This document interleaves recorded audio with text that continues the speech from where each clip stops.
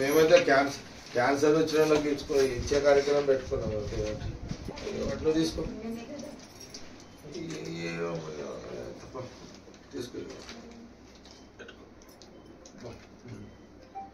పెట్టేసుకో. మంచిగా తినాలి. మీకు పైసలు లేక బాధ పోయింది కదా.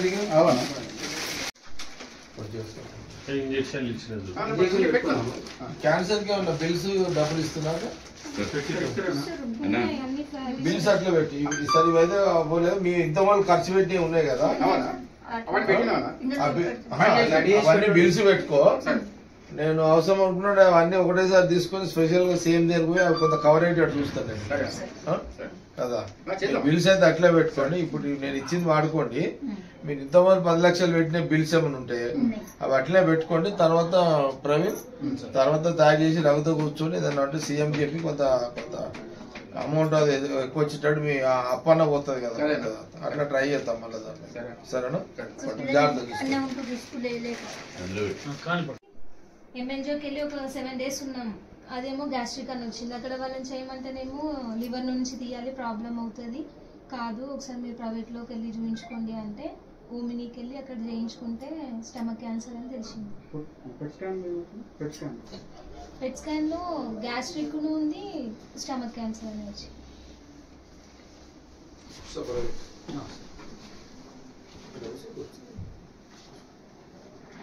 డాక్టర్ చెప్పేసరికి తినడానికి అయితే మొత్తం బలం అయితే కావాలి కదా, మీరు ఎంజాయ్ చేసుకున్న బలం అయితే ఉండాలి కదా. బలం ఉండడానికి అన్ని లిక్విడ్ ద్వారా పంపి తాగడానికి ఇబ్బంది లేదు కదా.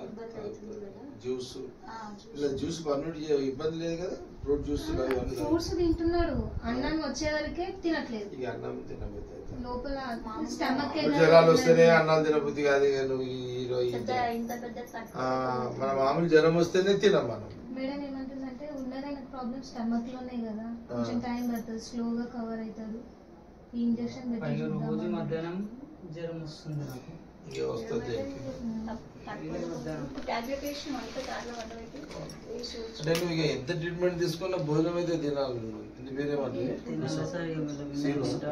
ప్రసాద్ ఎంత ఉన్నా నువ్వు అంటే నువ్వు ఎంత ట్రీట్మెంట్ చేసుకున్నావు మళ్ళీ నువ్వు ఇంత తిండి వాడితేనే కదా బలంగా ఉండేది. ఇంత తిండి వాడితేనే పడుతుంది. మళ్ళీ కొంచెం కొంచెం తిని ట్రై చేయి. ఇక మరి ఏదో ఎట్లయితే బతకాలి కదా, ట్రీట్మెంట్ ఉంది కదా.